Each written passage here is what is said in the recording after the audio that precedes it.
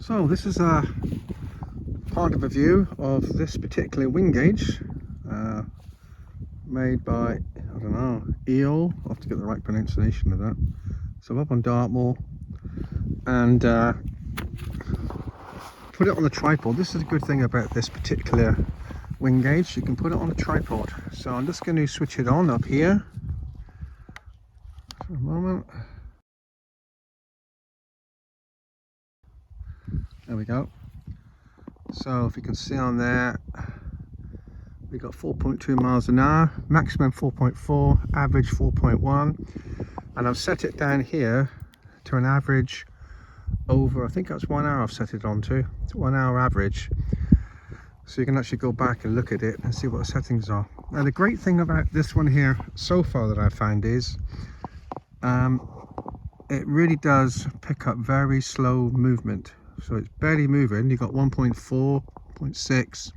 It's very sensitive to slow movement. Now some of the other ones I've had, when you get down to slow movement of wind, they stick.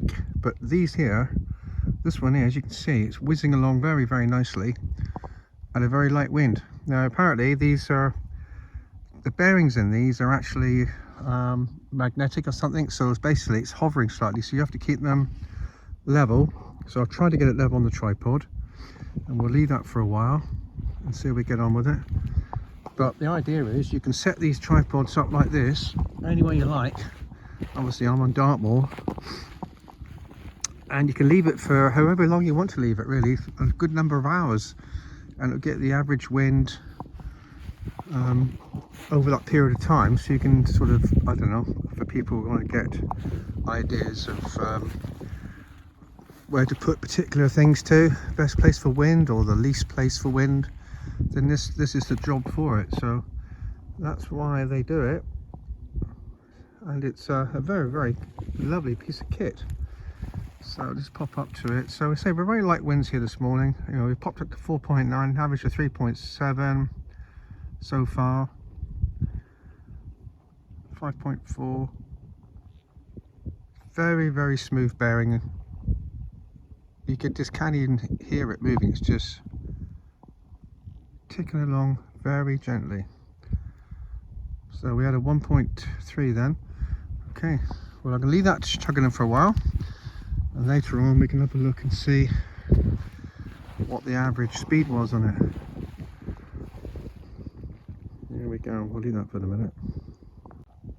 So I've come back to our wind gauge, and it is light winds, as you can see. So far we've got a maximum of 6.1 miles an hour, average of 3.7, and that will carry on doing the average for 1 hour. I can set it, I think, for up to 23 hours or so. So there we are.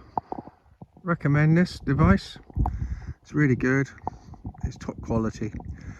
It's been I've calibrated this to 60 miles an hour, obviously in the car with my wife driving, and the speed on the speedometer was really very much relative to what came out on this here.